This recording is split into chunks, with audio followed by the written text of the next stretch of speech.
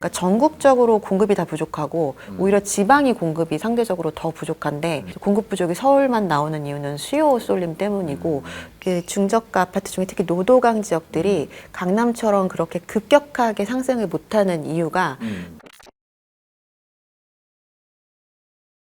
자, 위원님, 요즘 보니까 시장에 다시 전세 가격 상승률이 매매 가격 상승률을 넘어섰다고 하더라고요. 네. 전세 가격 이렇게 올라가는 지금 전세 시장 분위기는 지금 어떤 상황이에요? 매매 가격은 그동안 2022년부터 떨어졌다가 다시 올라가기도 했잖아요. 근데 전세는 전국적으로 꾸준히 조금씩 상승하고 있었거든요. 근데 최근에는 매매값이 그렇게 크게 안 올라가다 보니까 전세값이 상해에서 올라가는 것 같고요. 사실은 전세라고 통칭을 하지만 월세 가격이 정말 많이 올라갔어요. 월세 가격? 네. 그러니까 2022년 하반기부터 2023년이 금리가 되게 올랐었잖아요. 네. 근데 금리가 인상되면은 매매 가격도 떨어지지만 전세 가격이 더 많이 떨어지거든요. 전세 대출을 많이 받으시니까. 근데 그때도 전세 보증금은 이제 떨어졌지만 월세가 그것보다 훨씬 많이 올랐었거든요. 그러니까 그것까지 감안을 한다면 금리랑 뭐 이런 거 상관없이 이제 임차 시장 가격은 계속해서 상승한다라고 봐야 될 것 같아요. 아, 그렇군요. 뭐 전세 매물도 없다라는 얘기도 들리더라고요. 근데 이제 월세는 더 많이 오른다. 네. 지금 다주택자 양도세 중과 이야기가 나오면서 매매 가격에 대한 그 매물은 많이 올라갔지만 많아졌지만 그 전세 매물 자체는 정말 많이 희귀하다라는 이야기가 좀 들리더라고요. 이건 어떻게 된 건가요? 맞습니다. 지금 뭐 매매나 전세 다 공급이 중요한데 정부에서는 공급을 활성화하는 것, 확대하는 것과 수요 억제를 같이 쓰니까 이게 약간은 지금 좀 충돌하는 부분이 있기는 해요. 그러니까 예를 들어서 뭐 토어제 같은 것들도 허가받고 들어가는 거고 그러니까 이제 팔려면은 비워두거나 해야 되는 부분이 있었는데 지금은 양도세 중과유예 때문에 팔려고 하면은 또 비워두거나 아니면 2년 후에는 비워줘야 되는 거잖아요. 그러니까 또 임차 물량이 줄어들고 또 아파트만으로 주택 유형을 한정해 보면은 아파트 말고는 아예 전세를 계약을 하려고 하지를 않거든요. 전세 사기 아직까지. 문제 때문에. 네. 그러니까 아파트로 다 몰리는 와중에 지금 매물이 입주 물량도 줄어들고 있는데 구축들도 이런 식으로 조금씩 사라지다 보니까 지금 또 매매 시장을 관망하면 수요는 일시적으로 좀 더 계속 지속적일 수 있는데 매물이 줄어드니까 이게 수급이 좀 안 맞는 부분이 있습니다. 야, 이거 뭐 다주택자를 또 규제하자니 전세 물건이 없어지고 뭐 임대차 뭐 매매를 좀 누르자니 수요를 누르자니 또 임대차 시장은 또 계속 가격이 올라가고 있고 뭐 어떤 하나의 딱 정답은 없는 것 같은데 위원님 보시기에는 어떤 방향으로 가는 게 그래도 우리 국민들이 가장 그 선호하는 가장 나은 이런 방향일 거라고 보세요? 일단 지금 공급이 잘 신축이 어려운 상황이니까 이제 구축 안에서 해결을 해야 되잖아요. 근데 사실 매매 시장은 공급이 그렇게 절대적으로 부족하다고는 할 수 없는 것 같아요. 일단 정확하게 말하면 공급보다는 수요가 지금 너무 쏠려서 서울에서 이런 일이 일어나는 거거든요. 그러니까 전국적으로 공급이 다 부족하고 오히려 지방이 공급이 상대적으로 더 부족한데 공급 부족이 서울만 나오는 이유는 수요 쏠림 때문이고 또 구축 매물은 계속 적체되고 있잖아요. 그러니까 그냥 신축이나 이런 선호 현상 이게 또 쏠리니까 그런 거라서 매매 시장은 둘째치더라도 전월세는 당장 실거주, 실수요이기 때문에 여기에 대한 공급이 없는 상황에서 계속 이렇게 정책으로 인한 줄어드는 게 있으면 사실 너무 쉽지 않거든요. 그래서 충돌되는 부분들이 있다라면 거기에 있어서는 좀 완화하는 쪽으로 방향성을 잡아야 되지 않을까라는 생각이 좀 들기는 해요. 네. 그러니까 공급을 늘릴 수 없으면 수요 위축을 그래도 수요 억제를 조금이라도 풀어주는 게 활성화 측면에서 좋다는 말씀이신 거죠. 사실 뭐 전세가가 계속 오르다 보니까 참 이럴 바엔 차라리 내가 집을 사고 만다 뭐 이런 분들도 계신 것 같아요.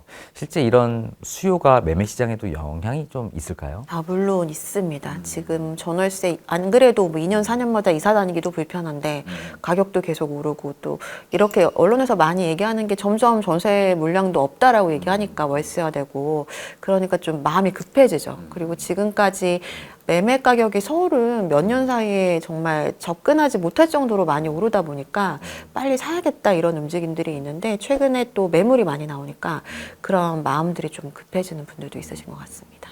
자, 뭐 고가 시장, 주택 시장은 좀 가격이 내려가고 있고 오히려 그 외곽의 중저가 아파트 그 가격대가 조금 올라가고 있다라는 이야기도 들리는데요. 이런 흐름은 뭐 앞으로도 계속 될 건가요? 어떤가요? 지금 2021년 대비 최근에 그 평균 매매 가격을 비교해 보면 성동구 같은 경우에는 1.9배 정도, 그러니까 2배가 올랐거든요. 정말요? 네, 많이 지금 올랐군요. 5년 새에 거의 5년 새 2배. 2배? 예, 2배가 올랐고 강남 뭐 3구나 용산구 뭐 마포구 이런 지역들은 보통 한 1.6에서 1.9배 정도 올랐어요. 근데 이제 외곽이라고 말씀하시는 그 지역들 같은 경우에는 뭐 1.11, 뭐 1.13 이렇게 올랐더라고요. 그러니까 사실상은 거의 안 오른 거나 다름없죠. 그리고 뭐 주간 단위 통계를 보더라도 거의 계속 하락이었다가 작년 이제 하반기부터 조금씩 오르기 시작한 거거든요. 그러니까 사실은 오른다 하더라도 억울할 정도로 뭐 전체 기간을 따지고 보면은 이제 막 조금 회복되기 시작한 거고요. 15억 이하의 아파트들 거래량이 늘 많긴 했었거든요. 전체를 봤을 때는 작년 기준으로는 한 7, 80%가 그 가격대 아파트들이 거래가 됐었는데 이제 떨어질 대로 떨어진 데다가 최근엔 대출 때문에 대출이 아무리 많이 받아도 6억까지니까 그 금액으로는 이제 15억 이하 정도를 살 수 있는 거잖아요. 그러니까 이제 모든 정책 환경이나 이런 게 그 지역의 아파트들 거래를 좀 활성화시키면서 강남권과는 달리 매물이 많은 상황에서 거래가 많이 되면 가격이 조금씩 우상향하는 구조가 여전히 남아 있거든요. 그래서 이런 현상들은 쭉 지금 정책이 유지된다면은 앞으로 가파르게 올라가진 않겠지만 완만하게 상승하는 현상은 이어질 것 같습니다. 아, 그렇군요. 야, 성동구가 5년 동안에 거의 2배 올랐다고요? 제일 많이 올랐더라고요. 와, 성동구 대단합니다. 그리고 이제 강남 3구와 이제 한강벨트 이쪽이 거의 1.6배 뭐 이렇게 많이 올랐다. 근데 이제 금강구나 이제 노도강 이쪽은 1.1배산 1.3배로 조금 많이 오르진 않았다. 그래서 이쪽 부분에 어떤 10억대, 15억대 어떤 중저가 아파트가 지금 계속 올라가고 있는 키 맞추기 장세다. 이렇게 이해하면 되는 건가요? 네, 하나만 더 덧붙이자면 그 중저가 아파트 중에 특히 노도강 지역들이 강남처럼 그렇게 급격하게 상승을 못하는 이유가 대부분 재건축 아파트들을 거래하거든요. 근데 거기는 분담금이 과거 21년에 비해서는 거의 뭐 한 8억 정도가 올랐어요. 8억이요? 네. 와, 그래서 너무 예전에는 많이 올랐네요. 한창 코로나 때는 인기가 많아서 노도강 이름이 붙여진 거잖아요. 그렇죠. 그때 막 10억 했던 아파트가 지금은 5억, 뭐 6억 이렇게 하거든요. 그 이유가 이 분담금을 내야 새 아파트 됐을 때 이제 그걸 계산이 될 텐데 이미 그 분담금이 비용으로 쳐지니까 이게 한없이 올라갈 수가 없는 구조예요. 네. 그렇군요. 그러니까 5년 전에는 뭐 저렴하고 신축이 될 수 있는 가능성이 있어서 막 가격이 올랐다면 지금은 이제 재료값이 많이 올라가서 그냥 분양가 상승으로 인해서 도저히 이제 수지 타산이 안 맞으니 지금 현재 매매 가격도 거기에 맞춰서 내려가고 있다는 거죠. 분담금이 8억씩이나 나온다고요? 예전에는 안 냈었거든요. 근데 최근에는 뭐 5억, 7억에서 최근 8억까지도 얘기 나오더라고요. 자, 그래서 뭐 15억 이하는 그래도 대출을 아직까지는 받을 수 있는 거죠? 네. 6억까지는 받을 수 있습니다. 6억까지는. 네. 그러면 그런 15억 이하 중저가 뭐 한 10억 전후로 하는 이런 아파트의 수요는 여전히 지금도 활발한 건가요? 예, 활발합니다. 활발하고 뭐 거래량이나 뭐 국토교통부 실거래 통계를 분석해봐도 15억 이하 아파트가 전체 서울에서는 한 80% 정도 거래되고 있고요. 강남 안에서도 10억 이하가 30%, 40%는 거래가 되고 있어요. 강남 안에도 10억 미만짜리 건물이 있어요? 예, 있더라고요. 그래서 그 네. 정도로 이제 거래가 많이 되고 있기 때문에 뭐 앞으로도 계속 진행이 될 것 같습니다. 네. 뭐 그런 와중에서 최근에 첫 집을 구매하는 수요자들이 30대가 핵심 계층으로 올라왔다는 통계가 있더라고요. 30대. 어떻게 보면 이렇게 굉장히 신선한데 이분들이 이렇게 집을 매수하는 이유는 뭔가요?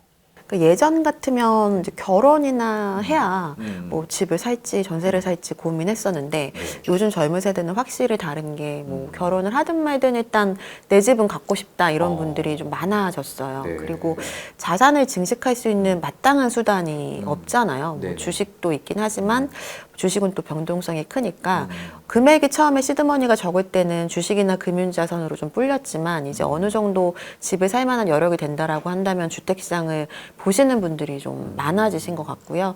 그러다 보니까 비중이 점차 높아져서 예전에는 40, 50대가 주축이었다면 최근엔 30, 40대가 주축을 이루는 것 같습니다. 네. 저는 뭐 이런 젊은 분들이 시장에 들어오는 거에 대해서 엄청 찬성입니다. 네, 이분들이 이제 대한민국을 이끌어 나갈 주축이기 때문에. 자, 그래서 이분들 30대 분들이 또 요즘 경매 시장도 좀 많이 이게 눈여겨보시는 것 같더라고요. 이분들의 어떤 움직임은 앞으로도 좀 계속 지속될 것 같으세요? 아니면 뭐 반짝일 것 같으세요?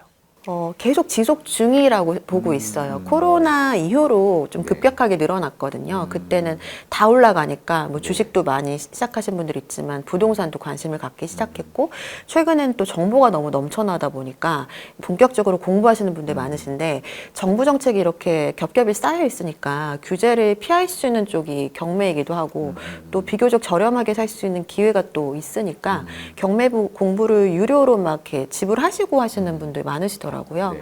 그래서 이게 자산 증식의 수단이 될 수도 있고 내 집 마련을 하고 싶은데 상대적으로 좀 증여받지 않으면 자산이 부족하니까 경매를 보시는 분들이 계시는 것 같습니다. 그렇군요. 뭐 30대 분들 중에서도 사업하시는 성공하신 분들은 돈도 정말 많을 거고 투자 잘하신 분도 많으실 건데 그래도 뭐 30대 잘 모았다 그러면 한 3억 정도 3억에서 한 4억 정도 모으셨을 것 같은데 만약에 내 동생이 30대인데 아직 미혼이에요. 네. 난 3, 4억을 갖고 있어. 자, 어떤 추천을 좀 해주시겠습니까? 3, 40대면 좀 공격적인 성향을 갖고 있는 분이라면 요즘에는 재개발 쪽도 말씀을 좀 드리곤 있어요. 재개발. 그러니까 재개발에 저는 좀 이렇게 부정적이었었거든요, 과거에는. 왜냐하면 일단 기간이 너무 이거를 언제 될지 모르니까 하염없이 기다려야 되잖아요. 근데 최근 트렌드가 작년까지 신축이 너무 이렇게 각광을 받았다면 신축이 이제는 너무 몸값이 뛰니까 신축이 될 만한 것들을 많이 보시거든요. 근데 재건축은 이제 조합 설립 인가라는 초기 단계만 되면 거래를 거의 못 하잖아요. 조합원 지위를 승계를 못 하니까. 근데 재개발은 비교적 이제 관리 처분 인가라는 마지막까지는 가능하고 이제 보면은 처음에 이제 막 시작을 하는 단계였다가도 추진이 결정되고 뭐 정비구역 지정되고 뭐 사업 시행 인가나고 단계마다 가격들이 올라가는 이제 시점들이 다 있거든요. 그래서 굳이 끝까지 갖고 있으면서 그 입주까지는 못 하더라도 자산 증식의 기회는 될 수 있어서 잘 보셔야겠지만 물론 그래서 공부를 좀 많이 하시고 입지가 좋은 지역들 위주로는 괜찮을 수 있다라고 생각이 돼서요. 좀 공격적인 분이시면 그런 쪽을 추천을 드리고 이제 그렇지 않은 경우라고 한다면 구축을 이제 사실 수밖에 없는 금액대긴 한데 6억을 다 받게 된다 하더라도 이자를 감당할 수 있는지 여력을 일단 봐야 되거든요. 6억이면은 원리금이 보통 한 3, 400이 나와요. 3, 400이요? 네, 400만 원 가까이 원리금? 나와요. 근데 부담스럽겠다. 낼 수 있다고 치더라도 그 중에 상당 부분은 이자거든요. 그렇죠. 반 이상이 이자인데 그걸 1년 동안만 내도 뭐 300 치면은 3천 얼마잖아요. 그게 내가 뭐 5년 후에 이게 그만큼 올라가느냐를 계산해 보면은 안 올라갈 거라고 예상되는 데가 더 많아요. 그 금액대는. 그래서 6억을 받을 수 있는지 이제 받아서 계산을 해봤을 때 그만큼 뭐 3년 후, 4년 후 내가 이거를 엑시트하려고 하는 그 시점에 이자만큼은 올라갈 수 있는지를 좀 예상해보고 좀 보수적으로 판단을 해보시고 결정을 하셔야 될 것 같습니다. 구축은 뭐 6억 풀로 받으셔도 뭐 한 300만 원 뭐 언저리에 원리금을 내면서까지 그러면 거의 한 3억 내 시드가 있고 6억을 빌리면 9억 된대. 이게 1년에 3천만 원 이상 오를 이런 물건을 택해야 되는데 이게 쉽지 않을 거다. 네, 쉽지는 않습니다. 네, 쉽지 않을 거다. 네. 아니면 경기도 쪽으로 이동을 하셔야죠. 오히려 네. 경기도에 어떤 지역이 좋은가요? 경기도도 이제 한강 이남 쪽만 가격 상승 여력이 아직까지는 있는 편이라서 남부를 보셔야 되는데 유명한 데들은 또 강남 못지않게 비싸잖아요.